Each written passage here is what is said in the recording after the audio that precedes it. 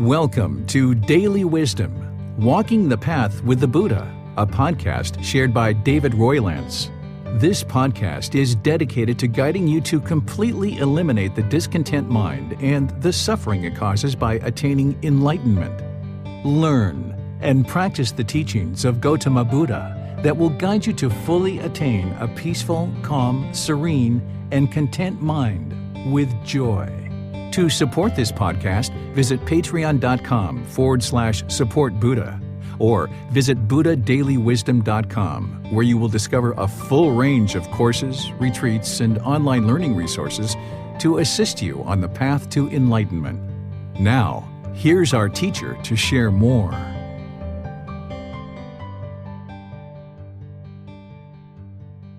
Sawadee Kap. Hello and welcome to Daily Wisdom, Walking the Path with the Buddha.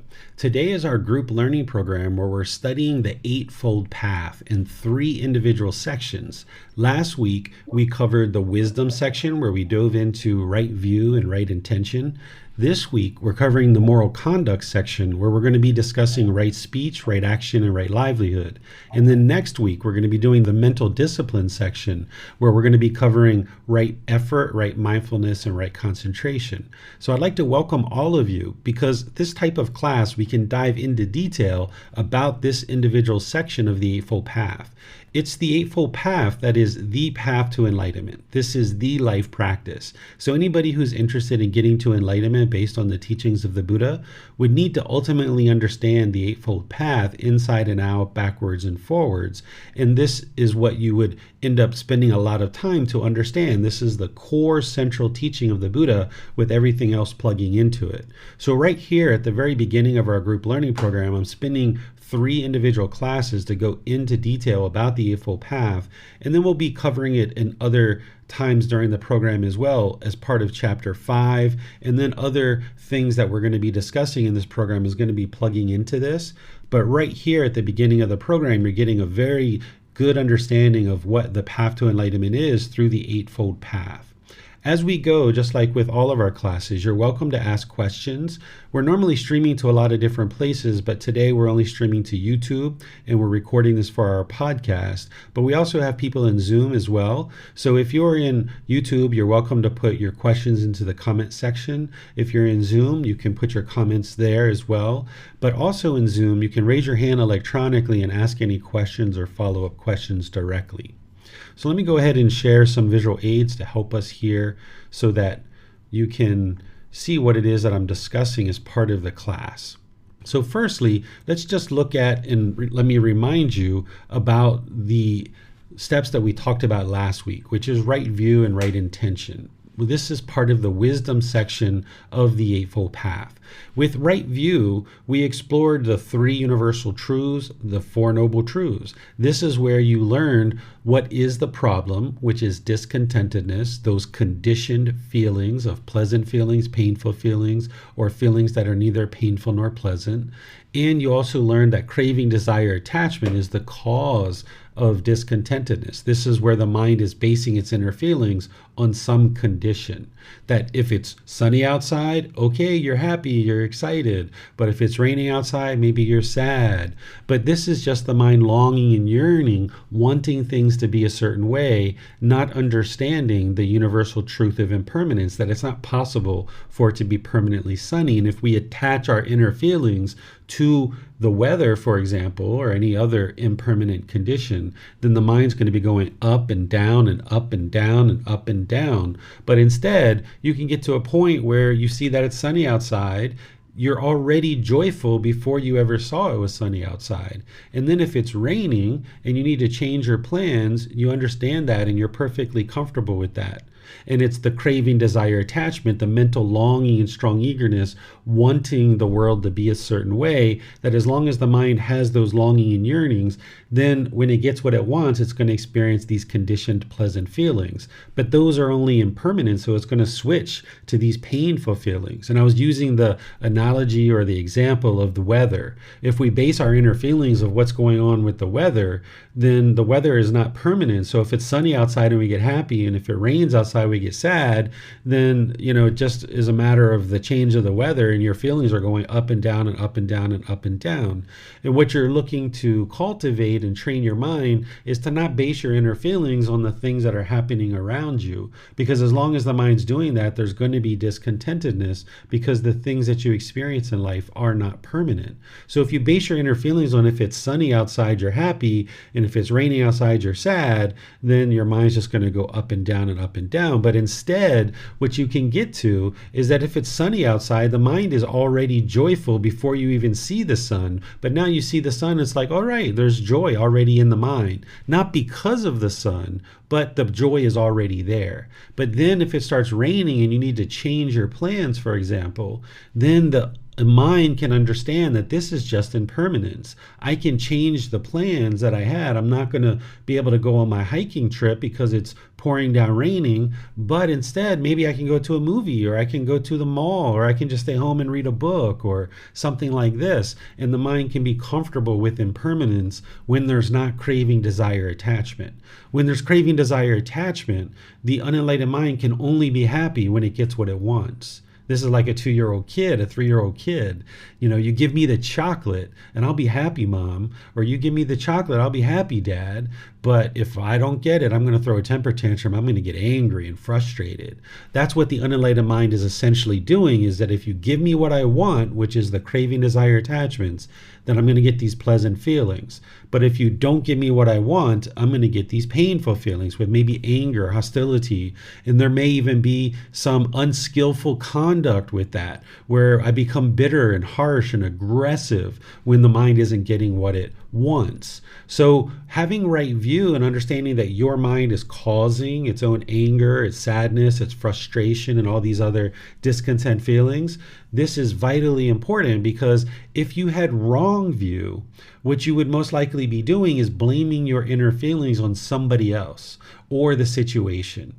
You're making me angry, or you're annoying me, or you are irritating me. And then when we blame other people, then we're not really focused on the real problem. And we tend to either push those people out of our life, which is called aversion, because we think that they're the ones who are causing our discontent feelings, or we will become so bitter and harsh and aggressive in our moral conduct that then these people choose to leave our life, because we are falsely attributing the painful feelings that you're experiencing in the unenlightened state to this person or this situation. And now your moral conduct can become very unskillful and harsh and aggressive towards others. So when you have wrong view, you might experience difficulties in relationships, where with your parents or your siblings or your coworkers, your life partner, your children, you might have difficulties if you and or them have wrong view, because people are going to be going around blaming each other for the feelings that they're experiencing, when in reality, any feelings that you're experiencing, you're causing it yourself. That's the craving, desire, attachment. And then you eliminate craving, desire, attachment as part of this path. And it's the Eightfold Path being learned and practiced that you gradually train the mind to understand the true reality of these natural laws of existence, and how to train your mind to gradually diminish discontentedness until it's completely eliminated. So right view would be accepting responsibility for the challenges, the difficulties, the struggles, the feelings, anything that's happening in your life. It's based on a decision that you're making. That would be right view. Wrong view would be to blame others for the things that you're experiencing in life. And it can be really hard sometimes to look at your mind and accept that, yes, everything that you're experiencing in life is based on the decisions that you're making. You might really struggle with this if the mind really truly believes that other people are causing your inner feelings. So this is where you need to do the reflection and independently verify for yourself and see the truth that over the course of your life, as you are experiencing discontentedness, there were certain things that the mind wanted that it just didn't get. And then that's when it got shaken up with this anger and hostility and aggression and other discontent feelings. So when you are able to look at your mind objectively and you're able to see the truth and the reality that, yes, you are causing your discontent feelings and you accept responsibilities for this, this can be very liberating because you don't need to go out and train 8 billion people to do things your way. Instead, you just train your mind. You just need to train one person. And by establishing right view, not only do you realize that your own mind needs the training, but then you start realizing that if there's anything in your life that you're not pleased about, you can just make a different decision and change that situation. So if you have a job that you don't like and you feel miserable in this job, well, it's your decision to continue to work there. And maybe you're attached to the paycheck or the title. Maybe the ego really likes this title. Or maybe you're attached to the coworkers, or it's an easy drive to work, or whatever it is. But if those things are holding you to this job that you don't like and you're feeling miserable about going to the job every day, this is a result of your decisions. You can just change your decisions and get a different job. But when the mind is holding on and clinging to certain things, it's going to struggle to be able to do that. Or if you're having relationships that you feel like you would rather not be in those relationships, you can change your decisions about those relationships or any other aspect of your life. If you don't like where you live and maybe you feel like people play loud music all hours of night, 2 a.m. in the morning, 3 a.m. in the morning, and you don't like the fact that you get woken up regularly because of that, you can change that decision of where you live. And now, because you realize everything that you experience as a result of your decisions, by taking ownership over your life and your decision-making process and gaining wisdom, now you can make wiser decisions and create a better and better life for yourself. But creating this better life or this life practice doesn't involve training other people to do things your way. As soon as you're interested in doing that, that's wrong view. And now if you're blaming other people for the things that you experience, then you're going to keep experiencing those struggles because you're not fixing the true problem. That's why whenever you've had a problem in a relationship and you've pushed these people out of your life, you still get angry, because it wasn't those people that were causing you to be angry. It was the cravings in your own mind. So you need to be able to take ownership over that and establish right view more and more. And where you're having trouble with that, that's where you reach out asking questions and letting me know, talking in personal guidance sessions or sending a private message or posting in the Facebook group, and then I'll help you there. Then we talked about right view, which has 3 aspects to right view. There's intention of renunciation, intention of non-ill will, and the intention of harmlessness. The intention of renunciation is to have the thinking or the thought that you're willing to let things go. Because if you hold on to things very tightly in the mind, then you're not going to be able to get to enlightenment.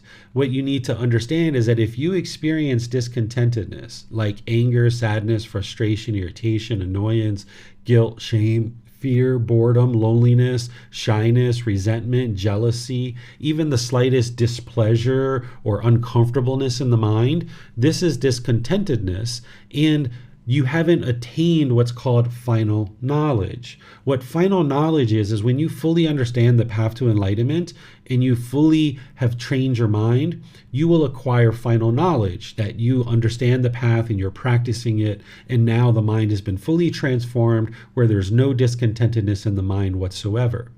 One of the major things that is keeping the mind in the unenlightened state that we're going to talk about in future chapters is something called ignorance, or the unknowing of true reality.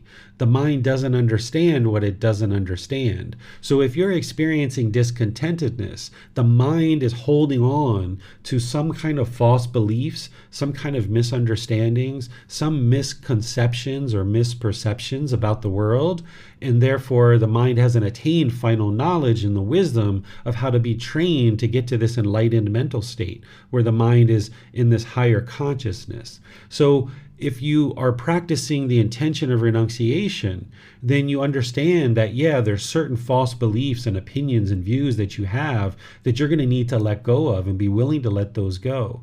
And you're going to be needing to bring in new wisdom into the mind. Because as long as the mind is holding on to its false beliefs, false opinions, and false views, then it can't get this new wisdom to train the mind to eliminate this ignorance or unknowing of true reality. So this right intention is essentially having an open mind and understanding that, yeah, you need to learn, you need to reflect to independently verify the teachings, and then you need to practice in order to transform the mind. One of the major false beliefs or misperceptions that the mind needs to let go of is discussed as part of right view. Because if the mind has the view that other people are causing you to be angry and you continue to believe that, then you'll never be able to make progress to eliminate discontentedness. You're going to need to get to the point where you've established right view and you deeply understand that any discontent feelings that you experience is a result of craving, desire, attachment in your own mind. Your own mind is producing this. So if you have the intention of renunciation, then you're willing to learn, you're willing to reflect, to independently verify something like the Four Noble Truths. You're willing to practice in order to train the mind and let go of these false beliefs and false opinions.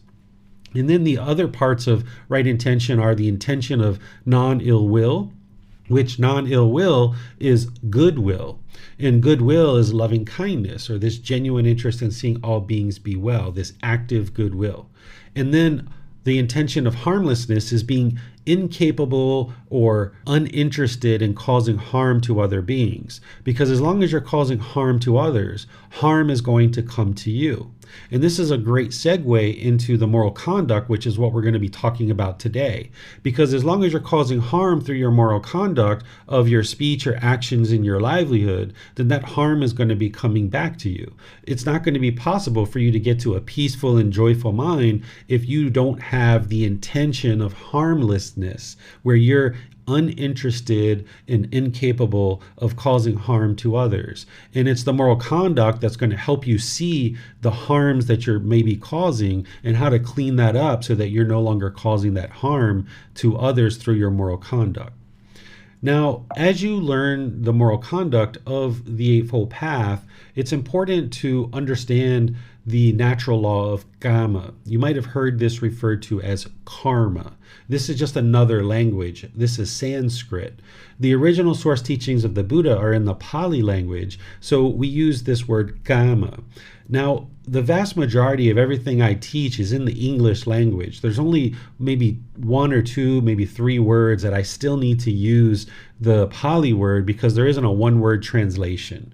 And Gotama is one of those words that there's not a one-word translation to explain what it is. So I still need to use that word, but everything else I use English. What the natural law of Gotama is its cause and effect, or action and result, essentially the results of your decisions. Sometimes people think of Gotama as punishment and rewards. That's not what it is. Or some people think that it's this mystical, magical thing, or this black cloud that's following you around, or maybe like a bank account that you're making positive deposits into, and then when you do something unwise, you can take a withdrawal out of this bank account. But that's not what the natural law of Gotama is. It's just cause and effect, or action and result. The fact that you're listening to this right now, or that you're in this class, it's just Gotama. It's cause and effect. At some point, either a friend recommended you, or you might have saw a post somewhere, or a link, or maybe you made the choice to go out and search for classes to learn these teachings, and that was the cause, and the effect is that you've decided to now show up. And then now that you're learning, maybe the first time you learned, maybe you felt like, oh, this teacher seems like they might know the teachings of the Buddha. Maybe they're polite. Maybe you thought about me as being kind or friendly or respectful. And you're like, okay, this is someone I could learn from. So there's a cause and their effect. There's a result of your decisions. The reason why people are interested in learning the teachings with the teacher is maybe they feel that this person is knowledgeable and they conduct themselves in a polite, kind, friendly, respectful way. So the results of my decisions are that, yes, students are interested to learn with me because maybe I share things freely, I don't have any expectations of students. I allow people to come and go as they please. It's your decisions of when you show up and when you don't show up and things like this. So we're experiencing the results of our decisions in everything that we do in life. If you've got a life partner, or you got children, or you have a job that you make certain money, or wherever you live, these are all the results of your decisions. Your life is an accumulation of your results of your decisions. There's been cause and effect and cause and effect and cause and effect. Just the fact that you can understand what I'm speaking right now, this is cause and effect. At some point in your life, you were just an infant and you had no idea what the English language was and you couldn't comprehend it. But slowly but surely, you made decisions to go to school, to listen to your teachers, to do assignments, to do homework, to learn how to read, to learn how to write, to learn how to speak, refine your language ability. And now you're at the point where you can listen to me and you can understand what it is that I'm saying. This is the natural law of Gotama, of cause and effect, or action and result, the results of your decisions. Essentially, it's your life, your decisions, and your results. And everything that you experience in life is as a result of your decisions. So as it relates to the Eightfold Path and the moral conduct, if we make unwise decisions about our speech, our actions, and our livelihood, and we're causing harm in the world, then that harm is going to come back to us because we're making unwise decisions. But conversely, if we're making wise decisions about how we choose to conduct ourselves in life, then it's going to produce wholesome outcomes. And because of this ignorance or this unknowing of true reality, we aren't born with an understanding of the natural law of Gotama. It's just like we weren't born with an understanding of the natural law of gravity. We needed to gradually learn how to interact with this natural law of gravity in learning how to roller skate and skateboard and ride our bike, walk down the street, tie our shoes, put things in a certain place. Slowly but surely, we awaken to the wisdom of the natural law of gravity, and now we make wiser choices about how we choose to conduct ourselves related to this natural law of gravity, and now we experience better results than when we were 3 years old, 4 years old, 5 years old. We oftentimes fell down, hit our elbow, hit our knee. We had certain mishaps like that because we lacked wisdom of the natural law of gravity. Well, the same thing is happening. If you experience any kind of struggles in life with discontentedness or relationships or your job performance or anything like this, it's just because you don't have the wisdom of this natural law of Gotama. The mind is struggling. Just like you struggled with the natural law of gravity, your mind is struggling with this natural law of Gotama, of cause and effect, because it doesn't see it clearly. So what a Buddha does is a Buddha deeply understands this natural law of Gotama, of cause and effect, and then they explain it for people so that they can understand it. And then when you understand, you don't believe it, you learn it, you reflect on it to independently verify it, and then you practice and see the truth for yourself that this is working. So sometimes when people study things like moral conduct and traditions like this, they might think of it, depending on how they've been exposed to these things in the past, as rules or commandments or thou shalt do this. But that's not how the Buddha spoke, and that's not how he presented his teachings around moral conduct. Instead, he's basically pulling back the covers so you can see more and more clearly this natural law of Gotama. And the more that you understand this natural law of Gotama and he exposes it for you, you learn it, you reflect on it and independently verify it, which I'm going to help you to do today in class. And then you start practicing his teachings and you see that it works because your personal and professional relationships will blossom. You'll have much more success in your personal and professional relationships. And your mind will become more and more calm, more and more peaceful, more and more joyful, because now you're functioning in the world with the wisdom of this natural law of Gotama.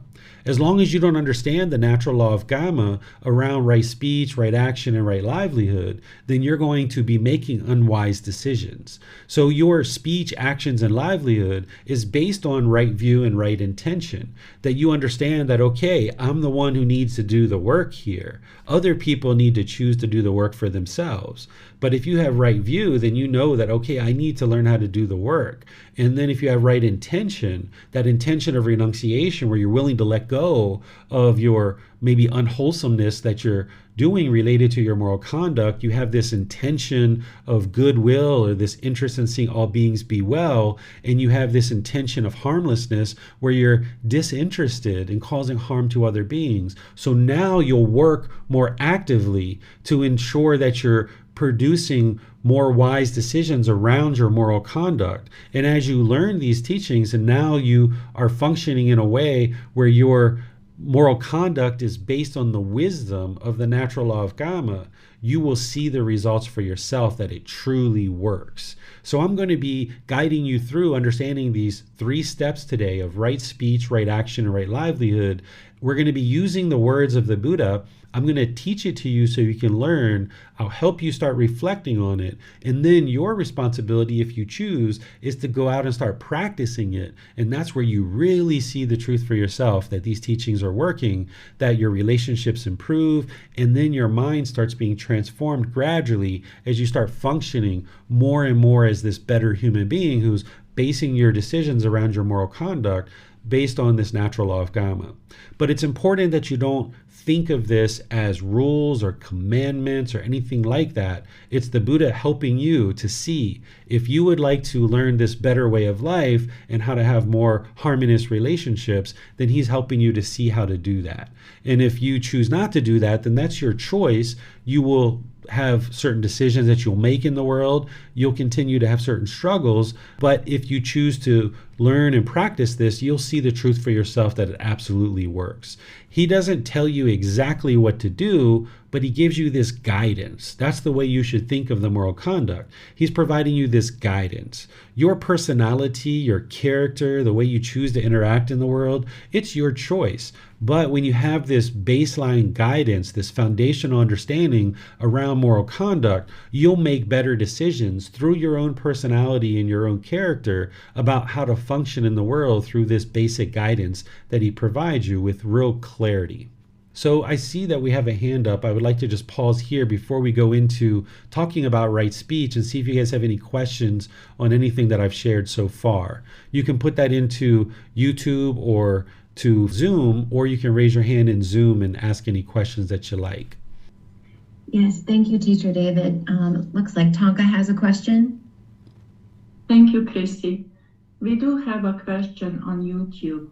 Bhavani is asking, what is meant by neutral feelings? How to know neutral feelings? How will neutral feelings affect the mind? So some people translate the neither painful nor pleasant feelings as neutral feelings. Some people call it positive feelings, negative feelings, and neutral feelings.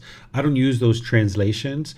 I use pleasant feelings, painful feelings, and neither painful nor pleasant. So what a neither painful nor pleasant feeling is if you've ever been on a public transportation and somebody is sat really close to you and your bodies were touching, you weren't feeling pleasure when that was happening, but you weren't feeling pain when that was happening. It was neither painful nor pleasant. The mind was uncomfortable or dissatisfied. That's what that neither painful nor pleasant feeling is. The neutral feeling doesn't really describe what the Buddha talks about in his teachings about discontentedness. Some people use the word suffering. You can go back and look at last week's class, or there's even a mini lesson where I talk about the universal truth of discontentedness, and you can see how I explain it as pleasant feelings, painful feelings, neither painful nor pleasant. These are the more accurate translations that I feel are best to use, and you'll be able to come to a full understanding of what that universal truth is all about.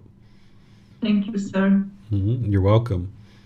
And Max has a question on Zoom. He asks, how long does it take for our Gama to be cleared out?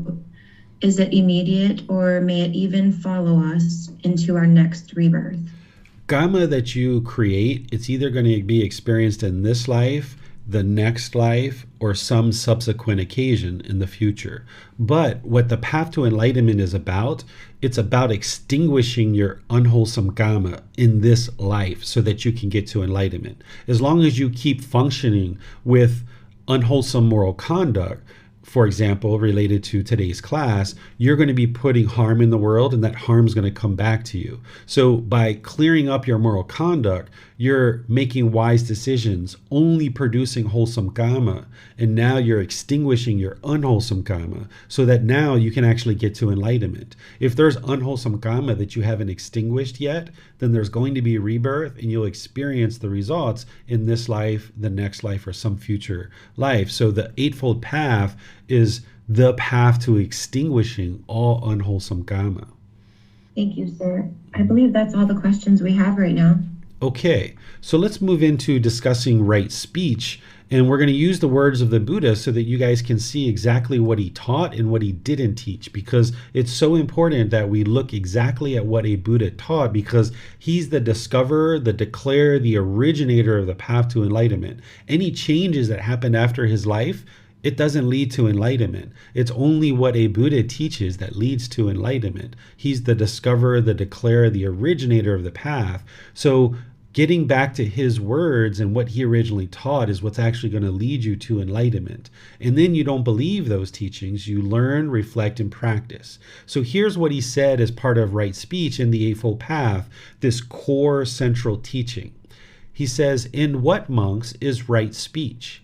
Refraining from lying, refraining from slander, refraining from harsh speech, refraining from frivolous speech. This is called right speech." So here he's giving you 4 aspects of right speech, and he's teaching to a certain level of detail, because in the Eightfold Path, he teaches to a certain level of detail, and then he goes deeper and deeper and deeper into this in other teachings that plug into the Eightfold Path. Like what we explored last week with right view, he just pointed to the Four Noble Truths, and then you go explore the Four Noble Truths to understand what he's talking about in more detail.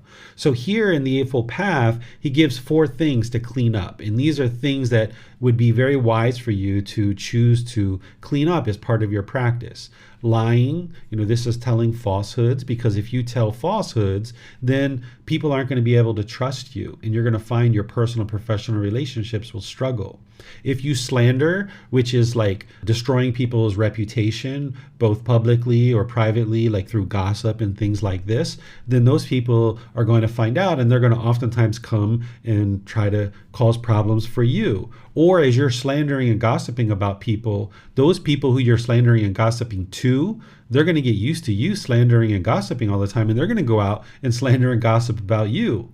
If you refrain from harsh speech, this is being aggressive and hostile and bitter in your speech. If you're doing that, then people are going to be turned off by you if you have harsh speech. And then frivolous speech, this is also called idle chatter. This is where the mind has craving to just yada, yada, yada, yada, yada, yada, yada, yada, yada, yada, yada, yada. If you've ever done that before, or if you've ever had somebody do that, it's like, oh my goodness, there's so much this person's talking about, and none of it is beneficial. It's just yada, yada, yada, yada, yada, yada, yada, yada, yada. This is the mind craving, an overactive mind. So here with the Eightfold Path, with right speech, you can see what the Buddha is teaching. You can learn this, and then you can reflect on it. And you can be like, yeah, when I've lied in the past, it caused unwholesome outcomes. Or if you've slandered or gossiped, or if you've had harsh speech and maybe relationships got damaged and destroyed and they ended, or if you've ever had frivolous speech or been around people that had frivolous speech, then you know what that feels like. So you can reflect on that and see like, wow, the Buddha is actually telling the truth here. This would be unwise for me to speak in this way. And then you start practicing this, where now you choose to no longer lie, slander, or gossip, have harsh speech, or have frivolous speech. And when you're training your mind to eliminate craving, desire, attachment through breathing, mindfulness, meditation, and generosity, like what we talked about last week, then you'll find it easier and easier for you to pull back the mind and restrain the mind. Because oftentimes we lie because we have selfish desires and we're trying to get something that we want. Or we're slandering and we're trying to diminish others because of our ego, and we want certain things. We want to look great in the world. Or we have harsh speech because our cravings aren't getting met. And when we experience those painful feelings, we falsely attribute it to other people, and we become bitter and harsh and aggressive towards them because we perceive them as the problem when they're not really the problem. Or we have that frivolous speech due to the cravings in the mind. So when we're knocking down craving, desire, attachment, it becomes much easier to speak with right speech and eliminate these four things. So if you're having challenges with any of these four things, you can actually work on those first as a first level or first layer of understanding of right speech. But then, as you would like to really hone your speech more and more, you look at some of the other teachings the Buddha has around right speech. And this one I'm sharing here, which is called 5 Factors of Well-Spoken Speech. This is the next level of detail that the Buddha is providing around speech, that if you understand this and you dial this in closer and closer, you can see that your relationships, both personally and professionally, will blossom because you're not causing harm through your speech. So with those intentions of right intention, where you're not interested in harming other beings, now you can decide, like, let my intentions now motivate my speech. Because here in the 5 Factors of Well-Spoken Speech, the Buddha says, monks, possessing 5 factors, speech is well spoken, not badly spoken. It is blameless and beyond reproach or disapproval by the wise. What 5? 1. It is spoken at the proper time. 2. What is said is true. 3. It is spoken gently. 4. What is said is beneficial. 5. It is spoken with a mind of loving kindness. Possessing these 5 factors, speech is well spoken, not badly spoken. It is blameless and beyond reproach by the wise. So here you can see he's not giving you commandments or rules or anything like that. He's providing you guidance that would be wise decisions for you to make related to your speech. And now let's go through each one of these so you can understand them. I describe them in a lot of detail in the book, but let me just kind of help you a bit with these. What he's talking about with the proper time is if you're interrupting other people, this isn't going to produce wholesome results for you. People are going to get irritated and annoyed. Of course, they're causing their irritation themselves, but you're creating conditions in which their mind can get irritated. You know that when people interrupt you, you don't like it. So if you went around interrupting people all the time, you would find that you would have difficulties in your relationships. The other aspect of proper time is based on your mind and the condition of your mind. If you're angered or frustrated or irritated or having any of these other discontent feelings, that's not the proper time for you to talk. Because when your mind is angered and frustrated, the only thing that's going to be coming out is anger and frustration in your words. And now you're going to be damaging your relationships. So if you restrain your mind and choose to not talk when your mind's angered and frustrated, now you can improve your moral conduct because now you're functioning in a way that's not causing harm to others. And then the third aspect of proper time is you can actually check in with another person to make sure it's the right time for them to speak. Let's say you got a bill in the mail and you realize that you forgot to pay your rent. And in 3 more days, you're going to incur a late fee of $300 or something like this. And say your roommate or your partner comes home from work and you jump on them right away. Oh my goodness, we're going to get a $300 penalty if we don't pay this. This is the wrong time to talk. Their mind isn't prepared to have this conversation when they just walked in the door from a hard day at work. Let them come in, let them get some water, have some food, take off their shoes, their jacket, rest. Let them kind of acclimate to this new environment that they just transitioned from work to home. And now, 15 minutes later, 20 minutes later, 30 minutes later, this might be a better time for you to talk about something that important. Whereas if you jumped on this person right away as soon as they came home, it could cause difficulties in your life. It could cause a challenge in your relationships and in your conversation that you're about to have. So you might even decide to check in with this person and say, how's your day gone today? What's been transpiring at work? How did things go? Is this a good time to talk about something that's important? You can ask these kind of questions. And then if you're not craving to hurry up and talk about this thing, then you can wait. Whether it's today or it's tomorrow, it doesn't really matter, right? If it's as soon as they walk in the door or it's 30 minutes later, it's not going to change the fact that you need to pay this bill within 3 days. But oftentimes when there's craving in the mind and there's worry and anxiety, the mind is uncalm, it's shaken up, you might have this craving to hurry up and jump on this person and talk to them right away. But instead, what you would like to do is be sure it's the proper time. Make sure that you're not interrupting individuals. Make sure that your mind is in a calm and peaceful condition, that you're not talking through anger and frustration and other discontent feelings, and make sure that the person you're talking with, that their mind is in the right mindset in order for you to have certain conversations. Then number 2 is speaking what is true. It's important to speak the truth because as you speak falsehoods, people are going to discover those, and people are going to have difficulties having relationships with you, both personally and professionally, if you're lying.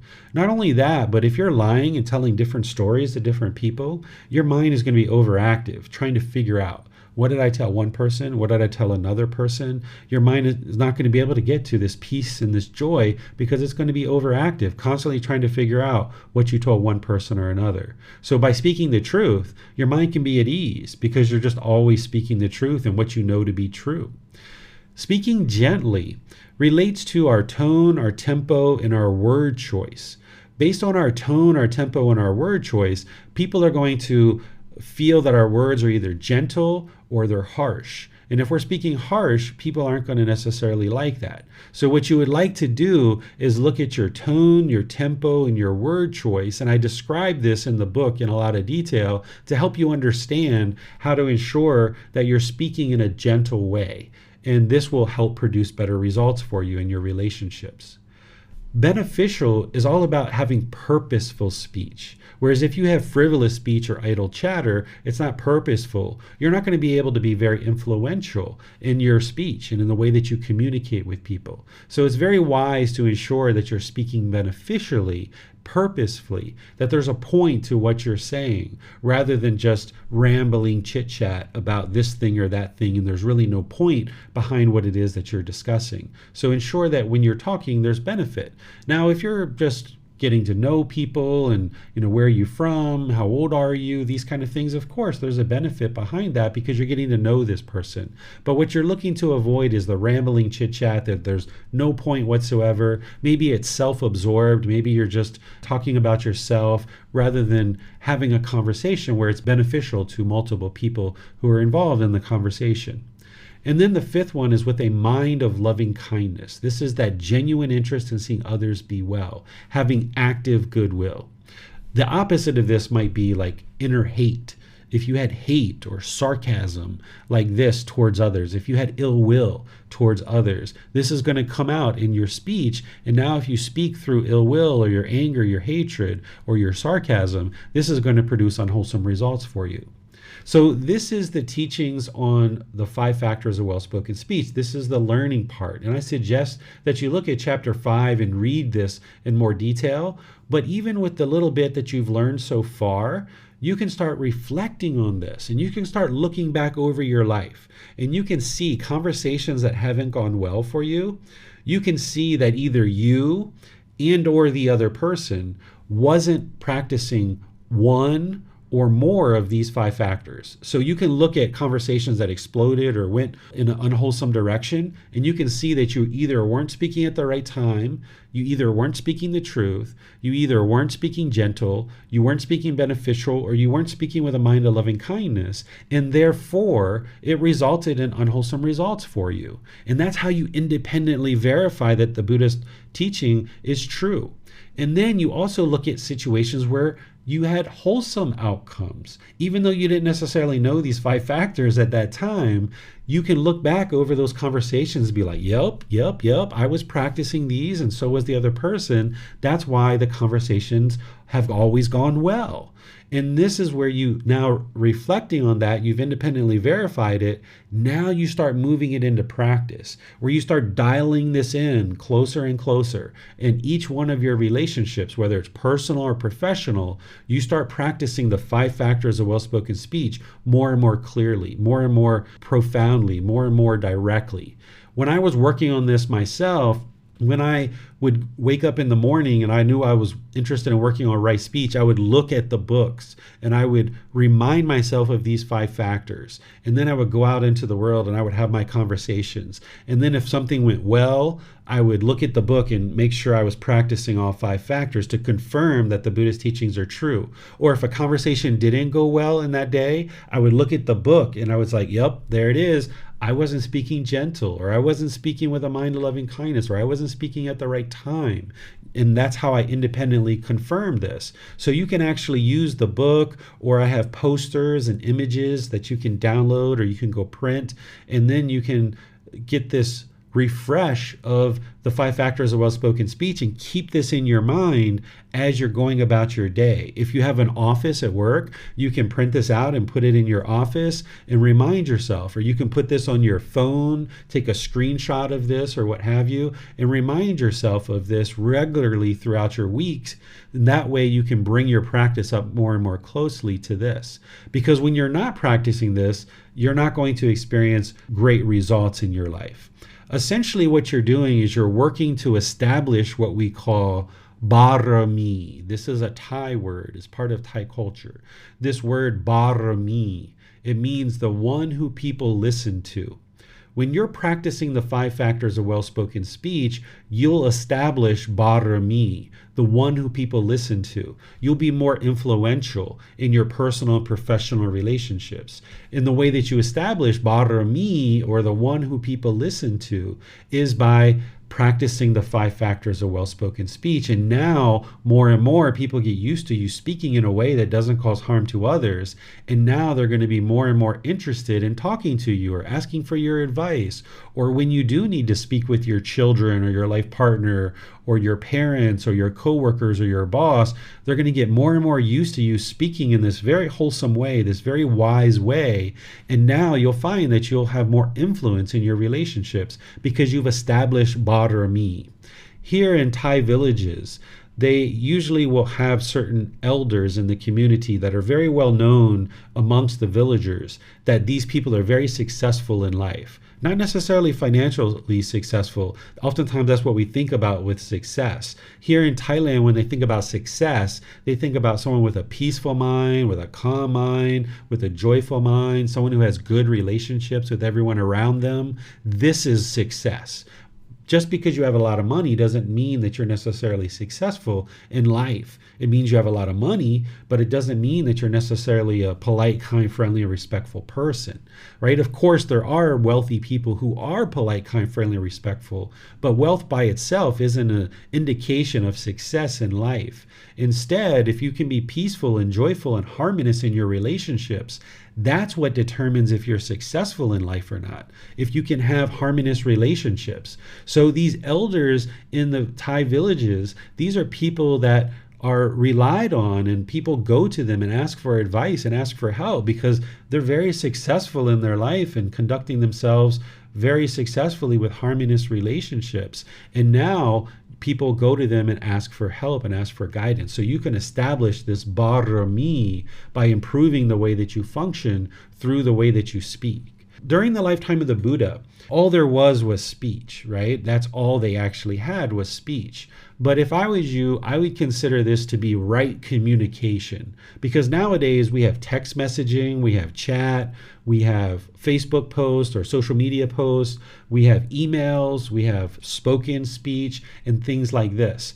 If you were speaking with the 5 factors of well-spoken speech, but your emails and text chat wasn't with the 5 factors of well-spoken speech, you're going to still have difficulties and challenges in your life. So you would like to improve your communication, where in all parts of your communication, whether it's social media posts or text messaging or speaking or emails that you use the 5 factors of well-spoken speech. Because you could go into a job interview and speak with the 5 factors of well-spoken speech and everybody just absolutely adores you at that job interview.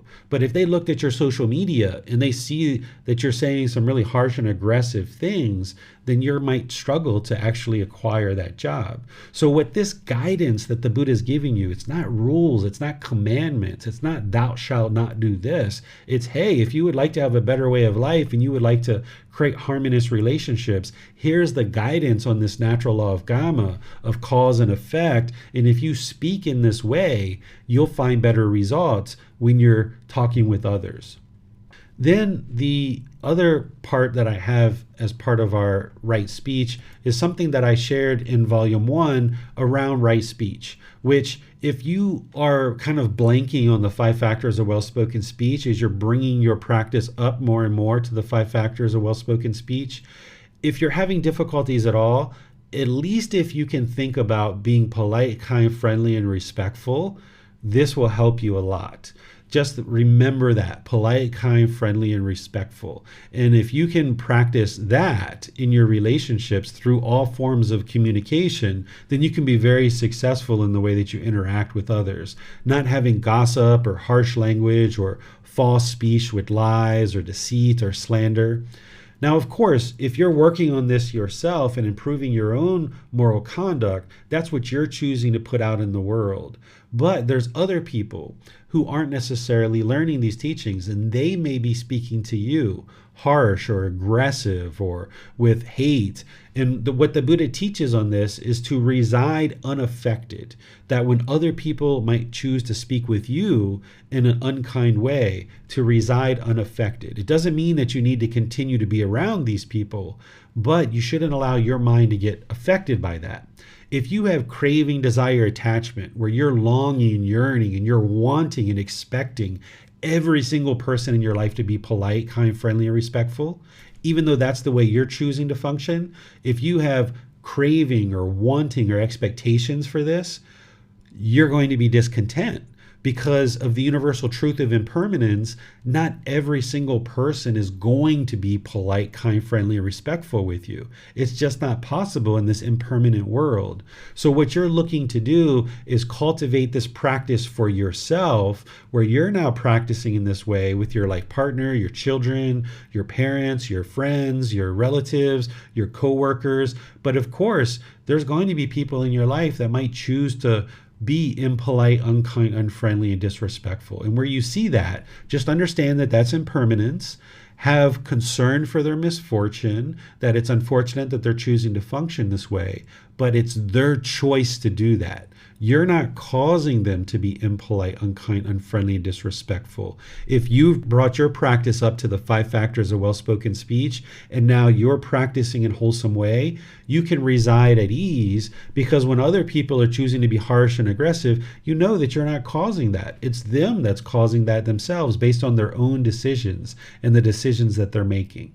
So you can read more about right speech or right communication in chapter 5, but this is to a certain level of detail that I might teach in class. And now what I'll do is I'll open up to questions to see what areas you guys would like to dive deeper into. Because the detail that's in the book, I can only teach to a certain level of detail in classes, because the vast majority of the detail is in the book. And then I open up to questions to allow you guys to go deeper into any particular aspect of this that you'd like. You can put your questions into YouTube or Zoom, or you can electronically raise your hand in Zoom and ask any questions or follow-up questions that you like. Thank you, Teacher David. Yes, it looks like we have a few questions. Tonka has her hand raised. Thank you, Chrissy. If we can go back to karma, Joe Neal has a question there. I have confusion on the action and result theory. It is taught that another cannot bring you discontentedness or feelings. The drunk driver that hits you and causes injury, his action is your result? ? This is not actually true. What you're describing is cause and effect. That even though you might feel right now, or you might think in your mind that somebody else is causing the discontentedness, it's actually the results of your decisions. That if you have a craving for this body to be permanently healthy, and now when it's unhealthy, your mind is going to be discontent in that situation. And even somebody hitting you as a drunk driver, I'm not saying that you deserve to be hit by a drunk driver or anything like that, but it's cause and effect, it's action and result. You didn't ask to be hit by the drunk driver, but the cause is that you were in a car, you chose to get into a car, you chose to drive down the road. And if you're choosing to drive at a certain time or what have you, you're choosing to drive, right? And the effect is that there's the potential that you're going to get into a car accident, and other people around you might be drunk, particularly if you're going out, New Year's Eve at 2 a.m. in the morning or midnight. These are times where we know that there's potentially a lot of people who are intoxicated on the road. So if we are in a car driving and we get hit by a drunk driver, we didn't ask to be hit, but it is a result of our decisions. It's not that we are destined to get hit by this drunk driver, but we chose to get in the car, we chose to drive down the street, and this is just a result of decisions, right? It's not that you deserve it, it's just that it's a cause and effect. If you weren't driving, you wouldn't have gotten hit, right? So oftentimes we view these things like they're out of our control, or it just happens by happenstance. Oftentimes we think about the natural law of karma as like we're being punished, or this is destined to happen to us. But you just see this sequence of events that I chose to get in the car, I chose to drive down the street, I chose to stop at this light. Okay, that's all your choices.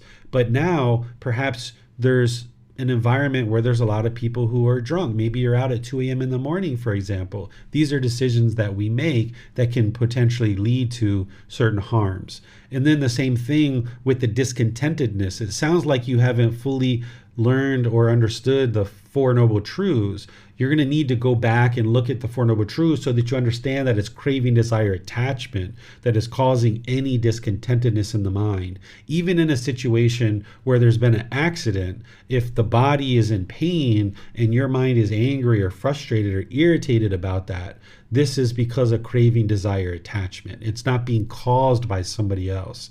The situation involved multiple people's decisions. It involved your decisions and this drunk driver's decisions, but it's your decision to drive and go out in the car and do these kind of things. So as you train your mind and you understand that it's craving, desire, attachment that is causing discontentedness, then you'll understand that any time that you're experiencing discontentedness, it's coming from your own mind. But you're going to need to deeply understand the Four Noble Truths and establish right view to be able to see that clearly. So you learn, you reflect, independently verify, and then you practice and you look at situations that you've experienced, and you can see that in every single situation where your mind is discontent, there's something that you're craving. You can't experience discontentedness if the mind doesn't have craving. So for example, at this point in my life, if I was involved in an accident, and actually I was involved in an accident in 2019, I had a motorbike accident, and I hit the pavement and I couldn't move the arm, and I got rushed to the hospital, I had a cracked rib.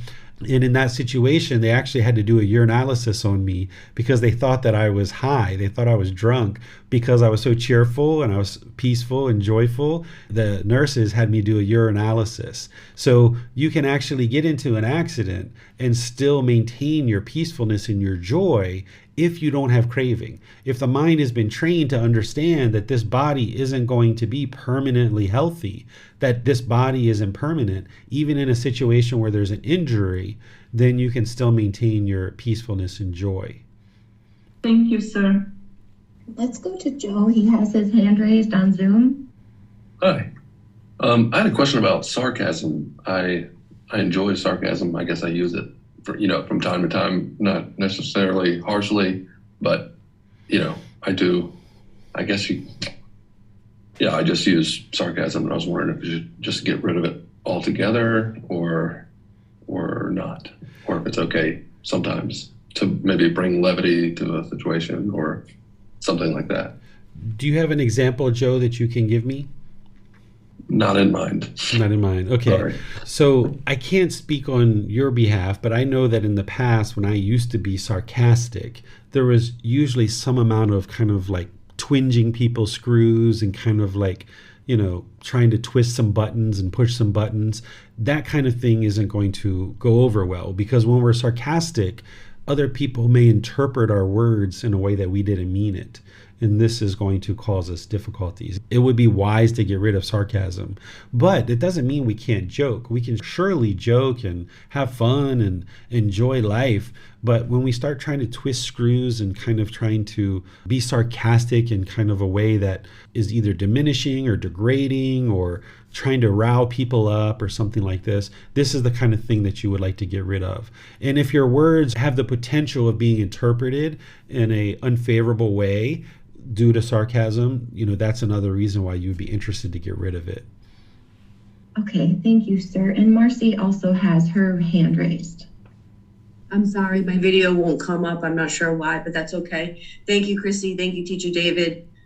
Teacher David, I have been trying to practice when someone has, harsh speech towards me, and I just, try to arise, the concern for their, well-being and stuff. But sometimes I get frozen in the spot and I don't know what to physically do with my body. Should I turn and walk away? Should I, provide some, guidance to that moment? But physically, what do I do with my body? I know what goes on in my mind, but what do I physically do with my body? Each situation is going to be different, Marcy. I wouldn't be able to give you one permanent answer because there's so many different variables involved. You need to decide for yourself. If you're frozen in a situation, you're going to have to figure out, what do I do here? What am I to do? I'd have to have a couple of different examples and probably provide you a couple different options of things you could potentially do, but you shouldn't stay fixed to that because you need to have the freedom to make your own wise decision in the present moment. As long as you're not harming with your physical body, there's no problem, right? That's what we're going to talk about in right action. Here we're talking about right speech, but as long as you're not harming with the body, you're not doing anything harmful. If someone comes and says, why are you so stupid?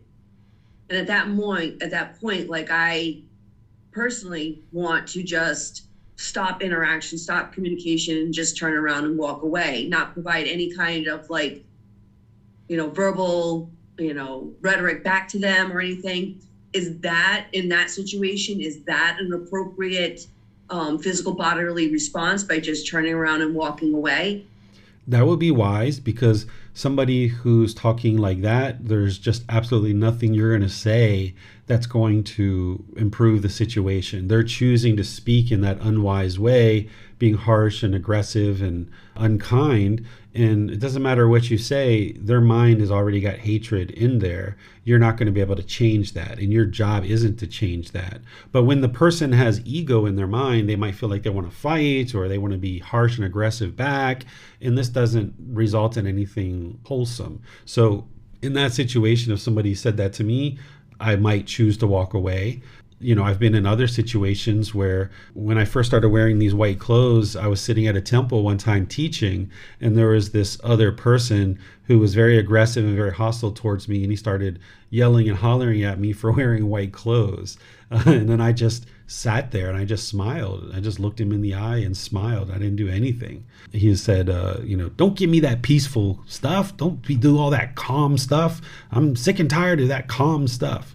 And I just smiled. And then eventually I just got up and, walked away. So there's nothing for me to say in that situation where somebody's aggressive and hostile just because of the color of clothes that I'm wearing. So if somebody comes up to you and says, you're stupid or diminishing like that, usually the best thing to do is just to walk away.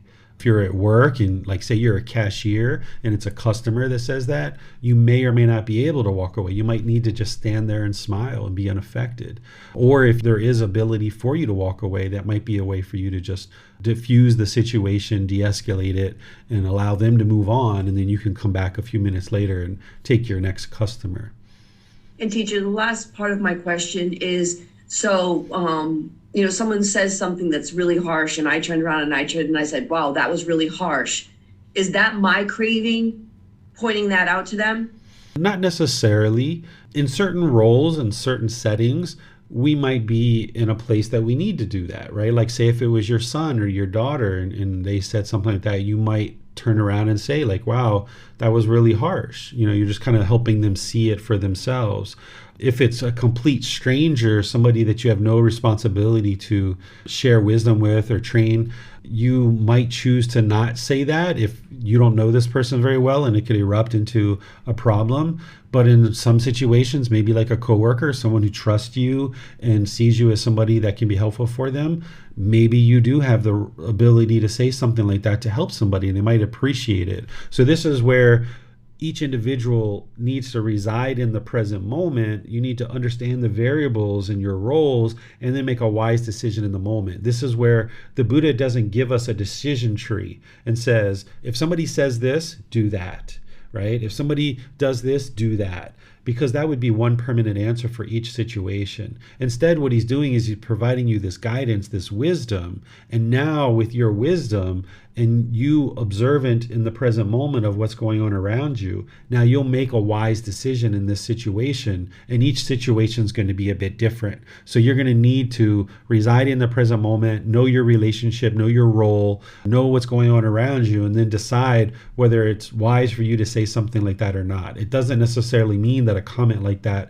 is coming from craving. It could just be that you're trying to help somebody, but you need to understand that not everybody's interested in your help, and sometimes it can be unwise to try to help somebody because their ego can arise and then come over the top of you, and it can result in all kinds of difficulties. So that's where understanding your role can be very helpful.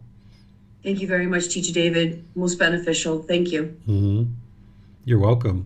And then also sometimes in situations like that, Marcy, instead of sometimes saying, wow, that was harsh, like pointing the finger at the person, this can be perceived as judgment. You can say, oh, wow, that's something that I would have not said. So you can focus it on yourself. This is a way to keep it focused on you. Is like, wow, that's interesting. I wouldn't have said something like that. This is a way that you keep it focused on yourself. It's not judgmental. You're not pointing to them. And there's less likelihood that their ego will arise in that situation. Thank you for that added piece of information. That was very good. Thank you. Mm-hmm. You're welcome.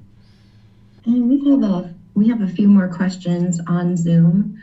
I'm not sure if I'm saying the name right. So if I'm saying it wrong, feel free to correct me. It's David or David, maybe.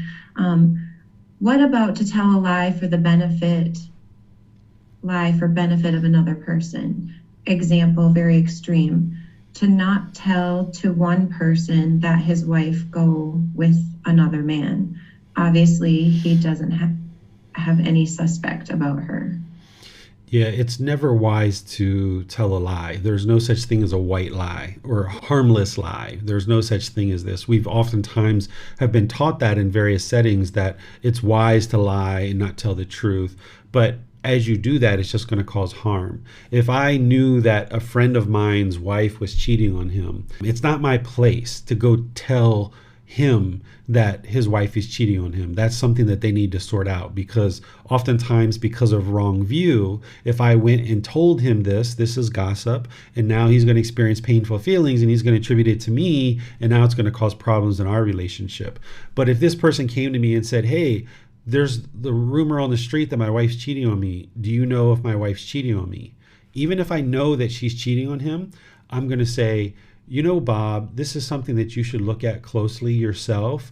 I'm not in a place to share that type of information with you, but if I was you, I would keep your eyes wide open and start looking around very closely so that you can determine the truth for yourself, right? So that way he can look in his own situation, and I'm not putting myself in a lie. I haven't said I don't know. I haven't said, anything like that. I'm just advising him to look deeply because I'm interested in him finding the truth. Me being the messenger of the truth, oftentimes the messenger gets shot, right? So it's better to not be a messenger in that particular situation. In other lighter situations, say you have a partner and your partner comes out, you guys are going out on a date, and they say, hey, how do I look? Do I look great? And maybe in your mind you feel like maybe not, right? But really what this person is looking for is they're looking for confidence. You're not there to lie to them and say, oh, you look so fabulous. Instead, you might say, well, as long as you enjoy the way you look, then that's all that matters, right? Rather than share a lie, it's better to always speak the truth. And oftentimes asking questions can ensure that you're not lying. So if my wife came out, I don't have judgment about what people wear. I think all people are beautiful no matter what they're wearing. But let's just say she came out and she's like, hey, David, how do I look? I would say, well, how do you think you look? And she's like, I think I look great. All right, then you look great. Right? It doesn't need my personal opinion. I don't need to judge her about the way she looks. She wouldn't do that at this point. She wouldn't ask me how she looks. But you might be in a situation where somebody does ask you that. So you should never, ever lie. There's no such thing as a harmless lie. There's no such thing as a white lie. Get in the habit of just always telling the truth. And one of the guiding principles that I learned growing up, this isn't a part of the Buddhist teachings. This is part of Grandma's teachings. She used to always say, if you don't have anything good to say, don't say anything at all. I'm sure you guys have heard this too from your mothers or your dads, your grandparents or something like this. So if you don't have something good to say, just don't say anything at all. That's the best advice, the most simplest advice. But it's the 5 factors of well-spoken speech that is going to teach you how to speak and do that in a harmless way. And lying isn't part of it. You should never, ever put yourself in a situation where you feel like you need to lie. Thank you, Teacher David. Ben Thomas has a few questions. Is it good to speak about Dharma in your course, group, or community instead of outside Sangha, well-established Buddhism community? If yes, how it is looked in your teaching program and community in Daily Wisdom Learning Program? Let's take this one offline. We can either talk about it at the end if we have time, or Thomas, if you would like to post that into the Facebook group, let's talk about it there. For the next few classes, I usually like to just really stay on target of what it is that we're talking about in this particular topic. That would be a good question on like a Wednesday where we have open questions, or if you would like to put it in the Facebook group, I could answer it there for you. Okay, thank you. And then he has another question. Is it about right speech or anything we talked about today? Appropriate thoughts and imagination. Yeah, I think this is something we can talk about later. Thomas, if you could post those into the Facebook group or ask those on a Wednesday, I think that would probably be a lot better, because I would like to stay focused and targeted, because there's a lot to talk about in each one of these steps. And I would like to be sure that we spend our time focused on those. Okay, thank you, sir. Yeah, you're welcome. Thank you, Thomas, for asking questions and being interested to learn. Just would like to keep things more focused in our conversations with these deep topics that we're talking about. Yes, and that appears to be all the questions that we have at this time. Okay, so let's look at right action then. This is the 4th step of the Eightfold Path.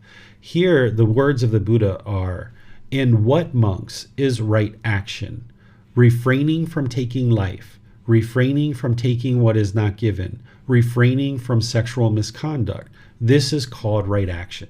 So here the Buddha is just talking about 3 individual bodily actions that can cause harm and significant harm, so that you can clean up your moral conduct around bodily actions so that you're not causing harm through your bodily actions. But notice he doesn't say like, don't walk up to someone and punch him in the face, right? He doesn't say that, because if you understand right action, then you understand that that would be unwise to do that. He doesn't say, don't go down the aisle of an airplane and drag your suitcase and run over people's feet and hit their knees, because there was no airplanes or suitcases during his life, right?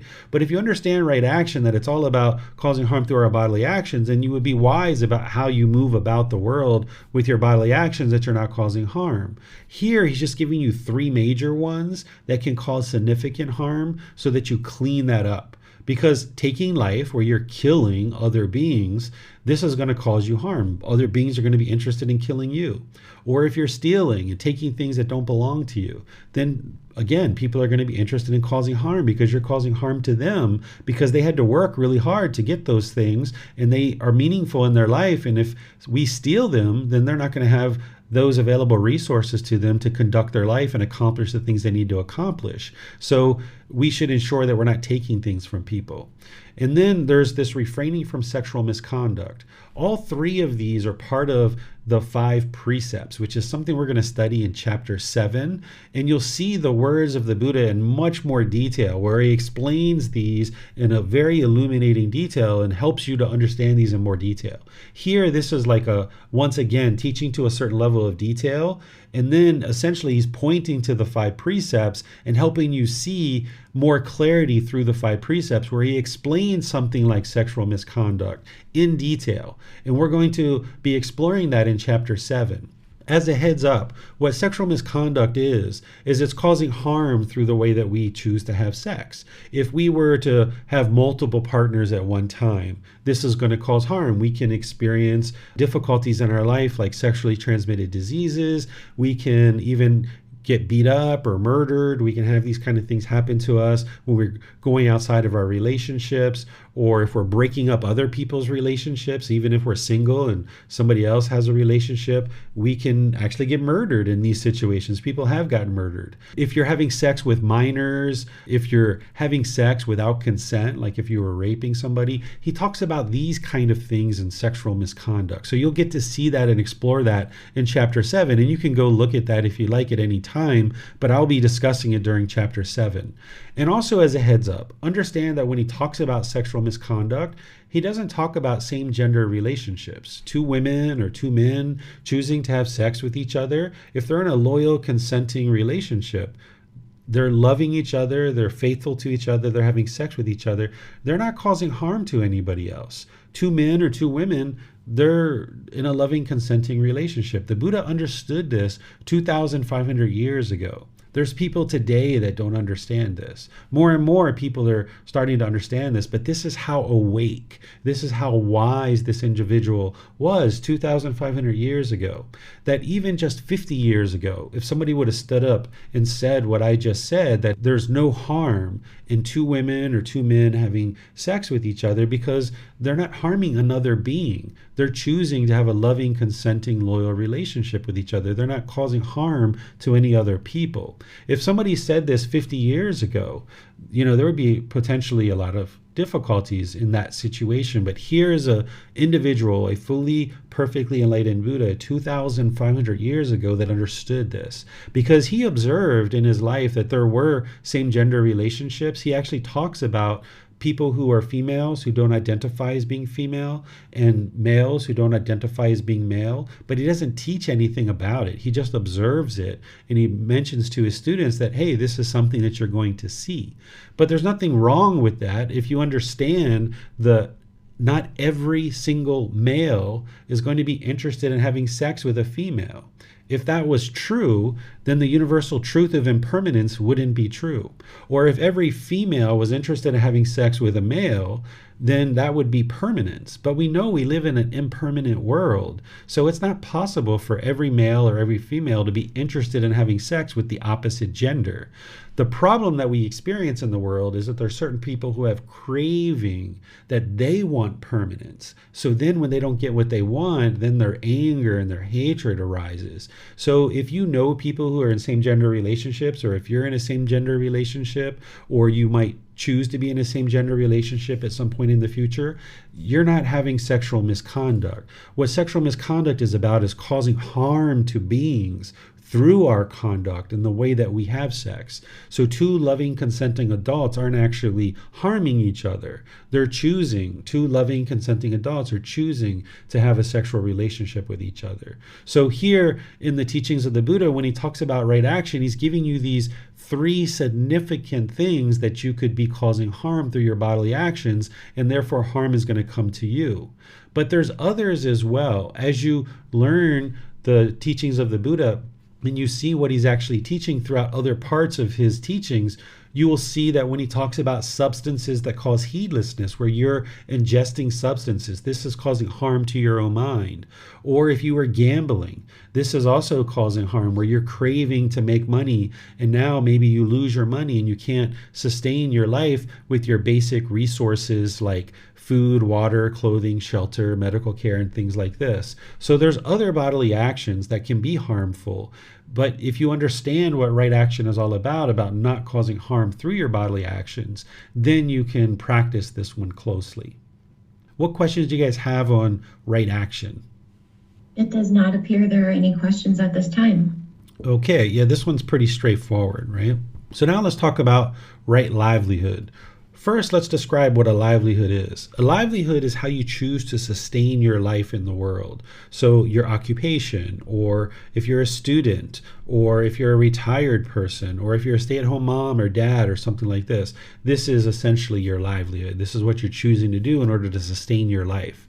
And here are the words of the Buddha. I'll read them to you. They're very general because in other parts of his teachings, he goes into a lot of detail about what right livelihood is, because he wouldn't be able to explain it all in the Eightfold Path. So here, all he says is, "And what, monks, is right livelihood? Here, monks, the noble disciple, having given up wrong livelihood, keeps himself by right livelihood." And then in other parts of his teachings, he fully expands what right livelihood is. And here I'll teach you kind of a beginning understanding of right livelihood. And then if you're interested in changing your job or getting a new job or changing your livelihood, I would direct you to volume 12, chapter 14 of the book series that I share. Because in there, the Buddha lays out right livelihood in its entirety.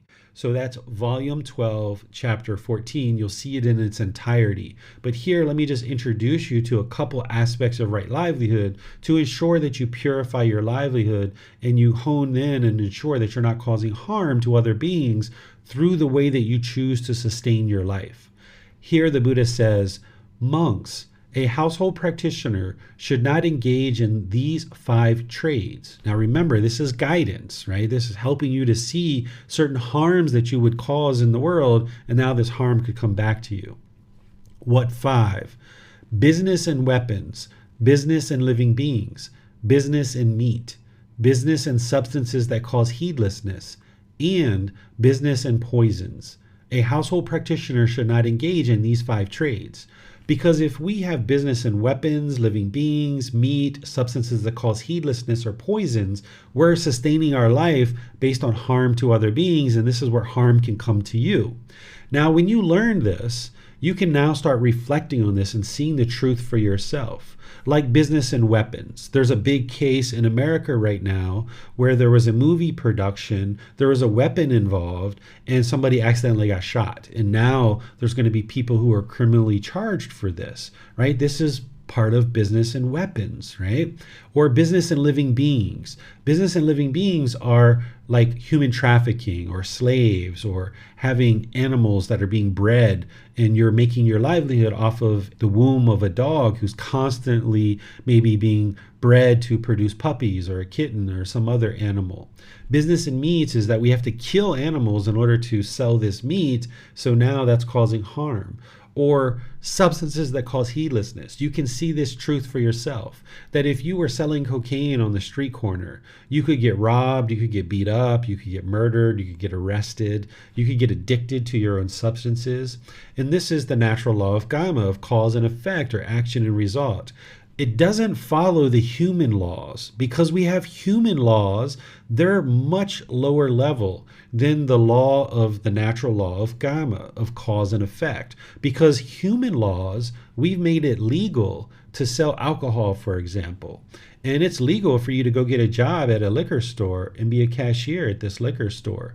But if you understand the natural law of Gotama, you would understand that that's very unwise to go get that job. Because now, when you put yourself in that position based on your decisions, you could get robbed, you could get murdered, you could get beaten up, these kinds of things like this. So you can actually reflect on each one of these and see that it would be unwise for you to have jobs or an occupation or sustain your life based on any of these 5 livelihoods. So you can reflect on this and decide whether or not your current occupation or livelihood is based on any of these 5. Where you need help, again, you can reach out and get help. Then the Buddha shares other teachings around our livelihood, things like scheming or flattery, hinting, belittling, pursuing gain with gain, What scheming is this is how we conduct our livelihood. So if I was a politician, that job isn't one of those 5 that the Buddha talks about. So from that standpoint, your livelihood is purified. But if I was corrupt as a politician or as a police officer or something like this, if I was scheming, this is going to cause harm and this is going to damage my reputation. And now I'm going to find it to be a struggle to perform this livelihood. So not only do we need to make sure we're not performing one of those 5 wrong livelihoods, but we need to be sure that we're looking at how we're conducting ourselves in our livelihood. What flattery is if you were insincere about your compliments towards your customers or coworkers or things like this, people can feel that insincerity, that you're just trying to flatter them in order to sell them a product. And this is not going to be a wholesome livelihood. Hinting is being like unclear about your project. Say you and a coworker was working on a project and you were kind of hinting that they weren't doing a good job, and you kind of have this innuendo. Maybe you're even belittling them at different times. This would be unwise in your livelihood because it's going to produce an environment that is hostile. Or if you have competitors in your workforce and you're belittling or slandering your competitors, this is going to look really bad for your reputation, and it's going to inhibit you from being successful in your own livelihood. Pursuing gain with gain, this is just having a job for profit's sake, where you're just going there to collect a paycheck. And if you've ever had that kind of job, you were probably quite miserable during that time, where you were just showing up to work, collecting a paycheck.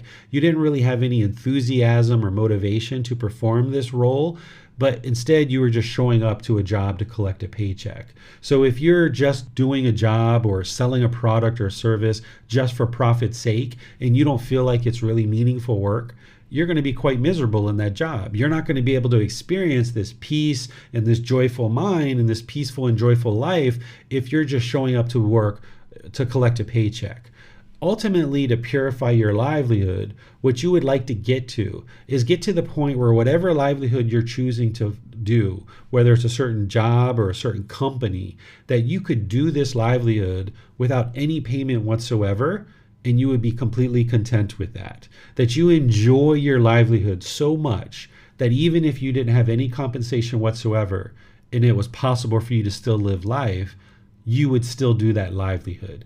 If you got to that point with your livelihood right now, then you're most likely practicing right livelihood. If you're not at that point now where you feel like it's such a drag to show up to work every day, if you really don't enjoy what you're doing, if you're unmotivated, if you're lacking enthusiasm in your life in terms of your livelihood, then you should look at getting closer to a right livelihood where now you can have enthusiasm and motivation about the work that you're doing, whether it's a certain product that you're selling or a certain service that you're providing, a certain company that you're working in.